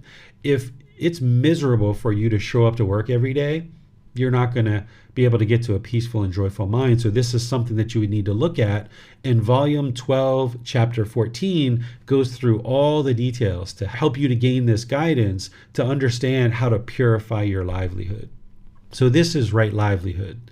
And now to just summarize for you before I open up to any final questions that you guys have in class is, in order to understand these 3 aspects of moral conduct, of right speech, what you would like to keep in mind is not causing harm through any of your verbal conduct or any and all communication, such as text messaging, chat, post, emails, and things like this. Your communication should be harmless. And it's the Eightfold Path around right speech and those 5 factors of well-spoken speech that'll get you moving in the right direction to clean up your speech so that now you're not causing harm through your speech. And remember, this is all based on right view and right intention. So you're going to need to practice that in order to then improve your speech. You can be doing all these things at one time. You don't have to master one before you do the other, but just understand that when you have those right intentions, now those intentions will come through in your speech and the way that you choose to communicate. The same thing with your right action. Ensure that you're not causing harm through your bodily conduct and the way that you conduct yourself with your body in the world. Whereas if you're getting onto a plane, possibly you might bump into somebody, but of course you're going to say, I'm sorry, I apologize, right? Whereas if you just haphazardly, walk down the aisle of a plane bumping into people, or if you were at a mall and you were just haphazardly walking around bumping into people, stepping on people's feet and things like this, it's going to cause you difficulties. So be sure that you're not causing any harm through your bodily conduct and the way that you choose to perform with your actions. And then your livelihood, this is how you choose to sustain your life and the decisions you make around that. Ensure that you're not sustaining your life based on harming others. Because if you're harming others through your livelihood, you're choosing to sustain your life based on the harm of other beings. This isn't going to produce beneficial results in your life. So you would like to purify your livelihood where you're not causing harm to others, and you get to the point where you're so motivated and so enthused about the work that you're doing that you could do it without any compensation and you'd be perfectly content with that. But of course, you need some kind of income or some kind of compensation to be able to conduct your life. But don't make your job about the money. Instead, make it about providing this product or this service that you know is very beneficial for the world. And you're just going to have this livelihood that is essentially an extension of your life practice. Your life practice essentially becomes about not being harmful to others and being helpful in the world and living harmoniously with other beings. So if you can have a livelihood where you're helping others and you are truly enjoying the work that you're doing by selling a certain product or offering a product or service, and wow, I just really enjoy helping people with the work that I'm doing, then you're going to have so much more enthusiasm and motivation to do that. And you can still be practicing these teachings in your livelihood as part of your profession or whatever you choose to do in the world. So this is everything that I had to share with you guys around moral conduct to this point of this introduction to this section of the Eightfold Path. I'll turn things over to all of you guys about any questions around moral conduct or anything else that you guys would like to talk about. You can put that into YouTube, into Zoom, or you can raise your hand in Zoom and ask any questions that you like. Thank you, sir. We have a question in Zoom from EY. Is owning a restaurant business serving meat, products, or meals considered right livelihood with respect to business with meat? And then thanks. If you're selling meat, this is business in meat. If it's a restaurant, even if you're a food server or something like this. Now, keep in mind, the vast majority of the world doesn't understand these teachings right now. And there's a lot of places in the world where these things are occurring. And it's not that you need to run out today and snap your fingers and change everything.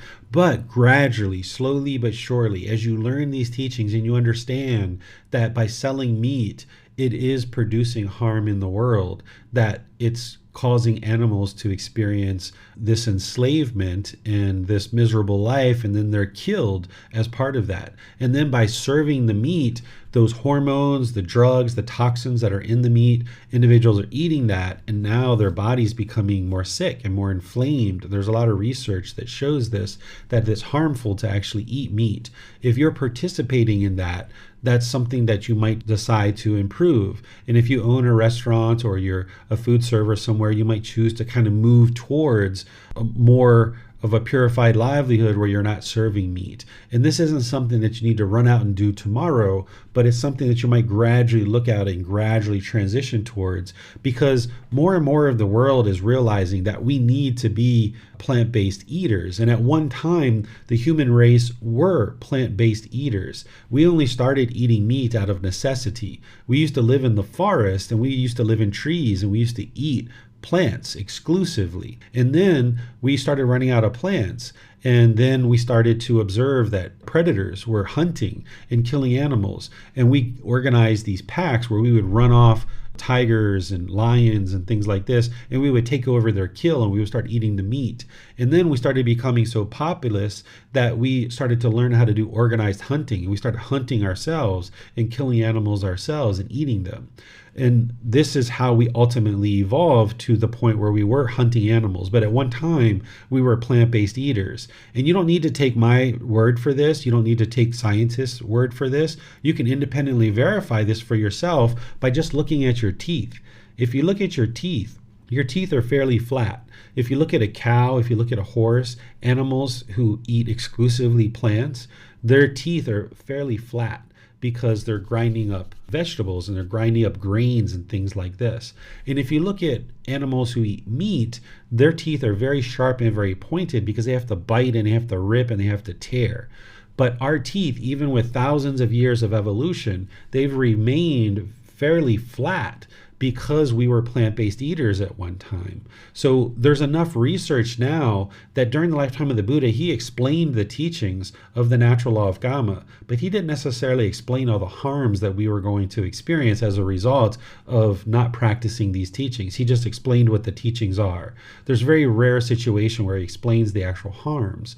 But now, 2,500 years later, we can look at his teachings and we can look at what's happened and we can research and we can see that there's been studies that show that by ingesting meat, it's actually causing more sickness in our body. We can see that industrial farming is causing all kinds of problems to our environment and things like this. So these teachings that I'm sharing with you, if this is the first time you've thought about these things, that's wonderful that you're thinking about these things, but don't feel like you need to rush out and make a whole bunch of changes right away. Instead, just look at how you might choose to wisely, gradually bring your life practice closer and closer to what the Buddha taught. And that's where you'll see that there's more improvement in your life in the way that you're functioning in the world. Because as long as we're doing any of these harmful things through our moral conduct, then that harm's going to come back to us.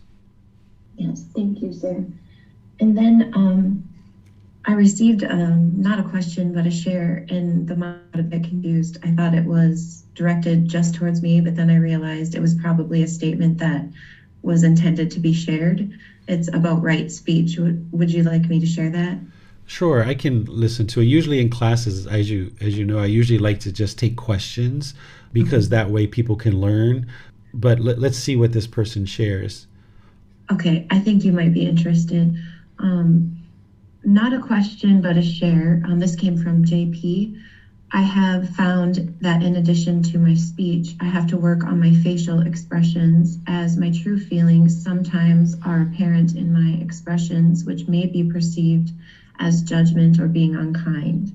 Yes, this is true, right? This is our bodily actions. There's the intentions, there's the speech, and then there's the actions. So our facial expressions also communicate to people as well. So as you train your mind to not have craving, desire, attachment, where something happens, you're like, making one of those faces, that's because of craving, desire, attachment. But when you get rid of craving, desire, attachment, and you're not shaken up by something that is occurring, then you'll notice that you won't have those kind of facial expressions. And you'll notice that you'll have a more serene appearance on your face as you're eliminating craving, desire, attachments. And the Buddha even talks about this in his teachings, whereas as you're training your mind and getting closer and closer to enlightenment, you can see that your complexion and the serenity and the calmness in your face starts coming through more and more, and you won't have those harsh facial expressions that may communicate something different than what you're intending to communicate.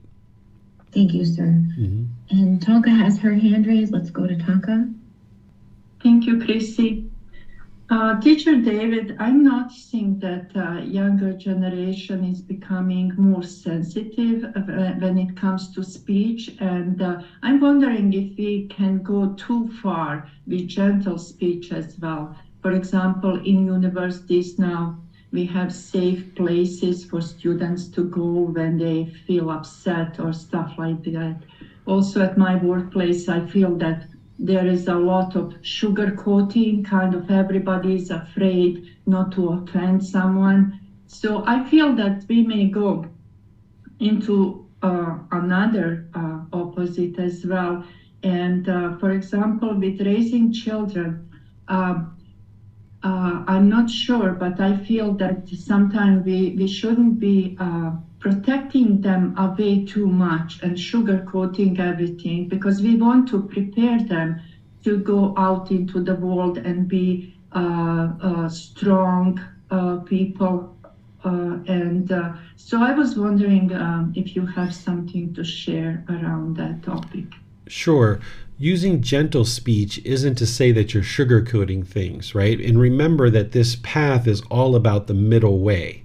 Whereas if we're harsh and aggressive and hostile, that's not going to produce helpful and harmonious relationships. But if we were flattering people and just sugarcoating things, as you might say, that's not the middle way either. Instead, we can be clear, we can be direct, we can talk, but we can do that in a gentle way through our word choice, our tone, and our tempo. And this can be helpful. There's no interest in my mind of yelling or hollering or being harsh to my son, for example, since you mentioned children, because if I do that, when I get older, what's he going to do with me, right? Like if I'm impatient with him, if I'm unkind, if I'm impolite and disrespectful as he's growing up as a child, he's going to learn that from me. If I'm stern and I'm harsh and I'm aggressive with him, he's going to learn that from me. And then when I get older and he's taking care of me, he's going to be exactly the same way with me. That's my karma coming back to me. But if I'm loving and kind and polite and friendly and respectful, but still being clear and direct with the things that he needs to learn, then he can be polite, kind, friendly, and respectful in our relationship together. So when I talk to my son, like oftentimes I'll ask him to go get me a glass of water. If I'm sitting and eating, I might drink one glass of water and I would like a refill. So he'll go get it for me. And I'll say, "Thank you, sir. I appreciate that." Or, "I really appreciate your kindness. Thank you, sir. I appreciate that." And then he ends up talking to me the same way. He'll say, we're going down the street, or if I buy him something at 7-Eleven, he'll say, "Thank you, sir."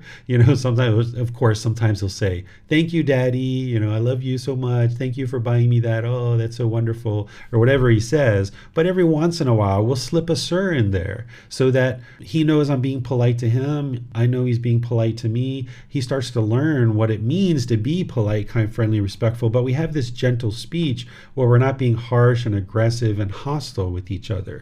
Even today, we were doing laundry together, and he picked up this laundry basket that was quite heavy and quite full. He puts it back down. He's like, "I need your help." And I said, "Oh, really? You need my help?" I was like, "You can't pick it up?" And he's like, "No, I can. I told you I can't pick it up." And I was like, "Oh, are you speaking kind of harsh to Daddy? What was that?" Right? So even to that level of detail where it's just like, "Oh, I can't pick it up. It's too heavy." He was like a little bit complaining about it and speaking a little bit up tempo. And when I saw that, I just let him know, like, "Hey, it's not wise to talk like that." And then he corrected it, right away. So we can refine our speech where we're not talking harsh and we're also not sugarcoating things, but we can be clear and direct and honest and truthful, and we can establish Bharami. The thing that you're talking about with, these safe places and stuff like that, I'm not familiar with that in North America, but I know here in Thailand at my son's school, if somebody does something that is unwise, they don't punish the child and like send them to the principal's office and things like that. Each individual classroom has a little corner, and there's like beanbag chairs, there are coloring books, there's little toys. And if somebody's not playing well with the group, they will ask the child to go sit down in this area, and they'll sit there. We might call it a timeout, but there's things for them to do. And then after they've been sitting there for a little while, the teacher will go over there and sit down with them and say, "Why is it that you're having difficulties spending time with your friends and talking harsh with your friends?" So it's not a punishment. It's just an isolated place that's still in the classroom. It's over on the side of the classroom, and there's coloring books and toys and things for them to play with. Just give them a place to think about their actions and why they've been separated from the group. So these kind of things can be helpful to kind of gather your thoughts. Whereas if there isn't this safe place, so to speak, where you can gather your thoughts, then you might be making unwise decisions. So if somebody is in a mixed environment in a large classroom and there's maybe 20 or 30, however many students, and there's aggression or hostility going on, if they can go to a place to gather their thoughts and then re-enter into that environment and be more thoughtful about the way they interact, this can be helpful for that environment and that individual, that person. Okay, thank you, sir. Mm-hmm. You're welcome. That appears to be all the questions we have at this time, sir.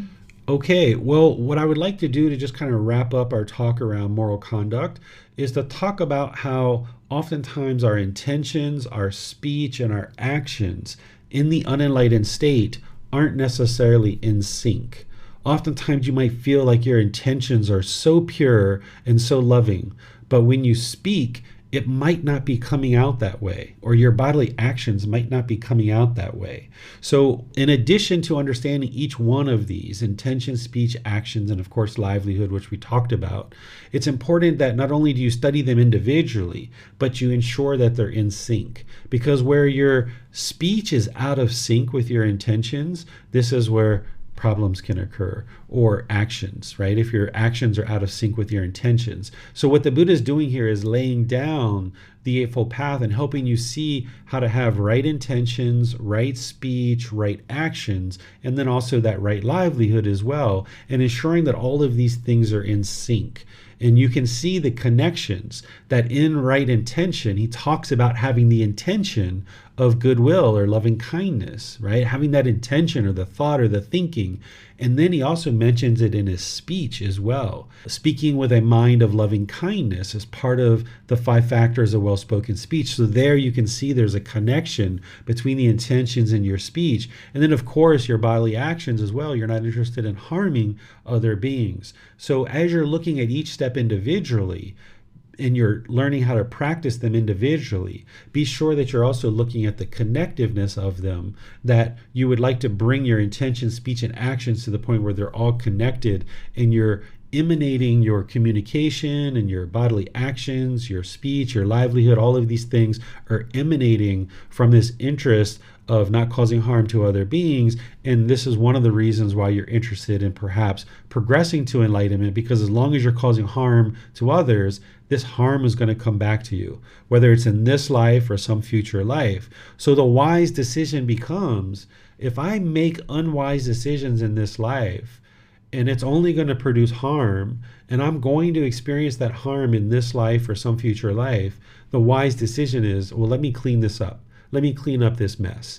Essentially, what we've been doing over the course of our life is we've been going through life, we've been shoving mud into our garden hose. We've been making unwise decisions about our intentions, our speech, our actions, and maybe our livelihood as well. So we might have relationships right now that are difficult, that's a struggle, that there's harshness in the relationship. And just because you're choosing to now practice right speech doesn't mean your life's going to be perfect from the second you start practicing right speech.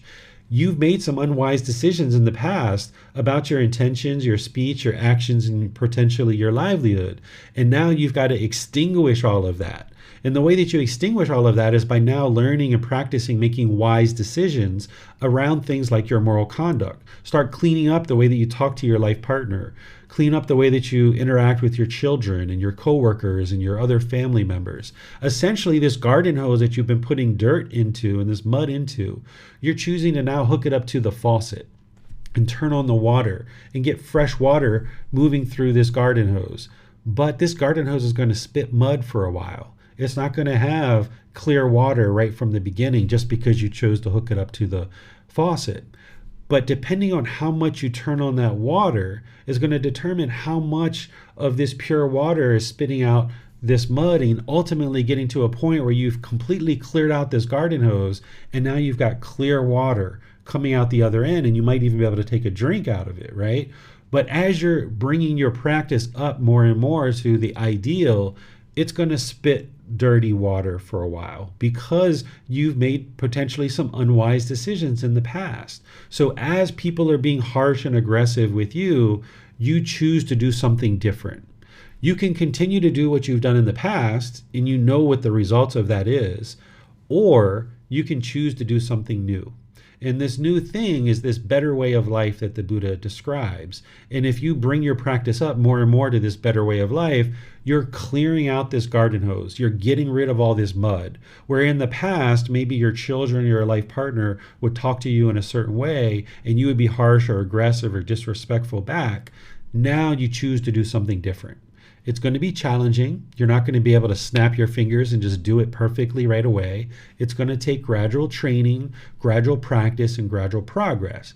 But as you do and you improve your conduct more and more, then you're cleaning up the unwholesome results of your decisions from the past. The unwise decisions, when you lacked the wisdom of this natural law, has produced unwholesome results. And now you're cleaning that up by choosing to gain wisdom and now make wiser choices.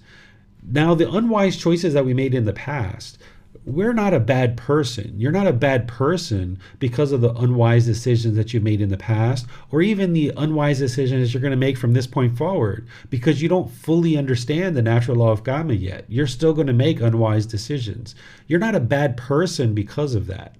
You may be making unwise decisions, but the decisions that you make in the person are two separate things. Sometimes we confuse this and we think that if somebody's making unwise decisions that they are a bad person.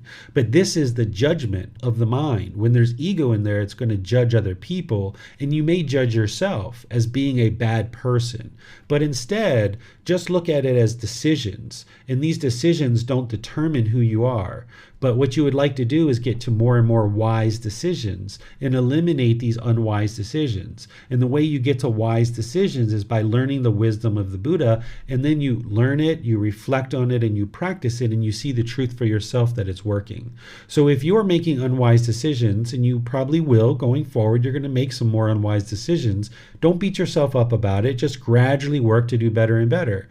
And as you see your children or life partner or coworkers or other people around you making certain decisions, you might disagree with the decisions they make, but that doesn't make them a bad person. It just means that you disagree with their decisions. And they may be making unwise decisions, but those unwise decisions are affecting them, right?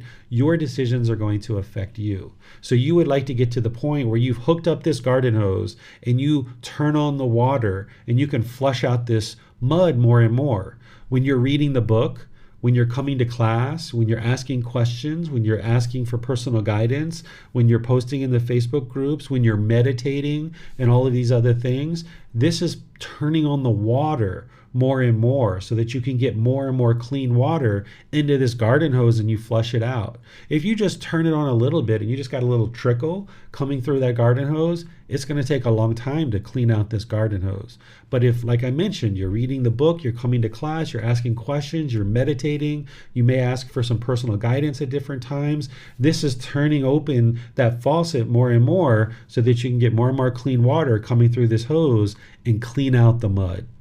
That's ultimately what's going to improve the condition of the mind and the condition of your life, is clearing out this pollution, clearing out this mud. Now only making wise decisions, gradually, slowly but surely, learning this natural law of karma and dialing it in closer and closer.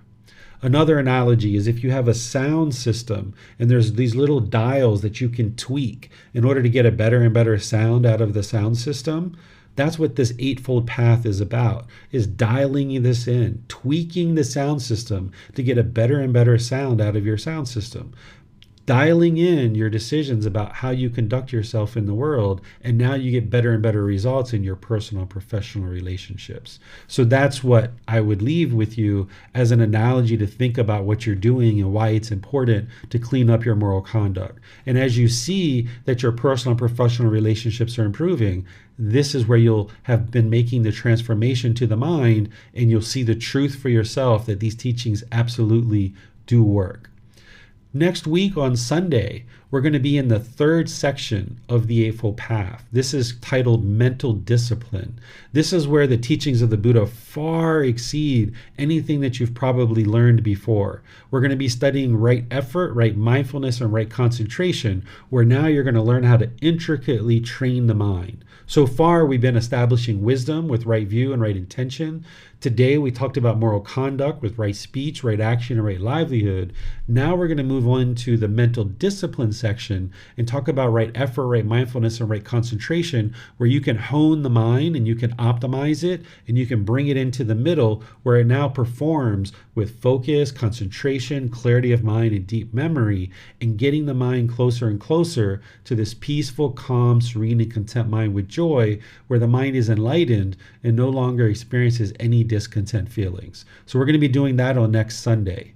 This Wednesday, we're going to be in the third class of our 4-part series of breathing mindfulness meditation. This is a time to support, encourage, and motivate each other in our meditation. You can come to class and actually meditate together with us, and I open up to any and all questions that you like. So any kind of miscellaneous questions or even things you've thought about from Sunday to Wednesday, you can actually join for that class if you're available, and you can ask those questions then. And you can also attend by replay in Facebook, YouTube, or the podcast. You'll be able to hear the replay if you've missed that class, because there's oftentimes various questions and things that are discussed that can be really helpful for your life practice. So I'd like to thank all of you once again for joining for the class. It's been wonderful to share these teachings with you. As you need help, feel free to reach out and ask for help. Improving your practice and moving closer and closer to enlightenment is the very best thing you could ever do for yourself, for those people close to you, and all of humanity. Because as you clean up your moral conduct, you're going to be putting out less and less harm, so that people around you, this is the most loving and kind and compassionate thing you could ever do for those people that are closest to you. And all of humanity is going to be dealing with less and less harm as you clean up your life practice. So thank you for your dedication and commitment to learning and practicing these teachings. We'll see you in one of these future classes. Have a very wonderful and lovely rest of your day. Sawadee khap. Thank you for listening to this podcast. To provide support for this podcast, visit patreon.com/support Buddha. To access more teachings, visit buddhadailywisdom.com. There, you will discover a full range of courses, retreats, and online resources to assist you on the path to enlightenment. Remember to establish a daily, consistent meditation practice, along with learning and practicing these teachings. A well-developed meditation practice is the foundation in which to train the mind to attain enlightenment.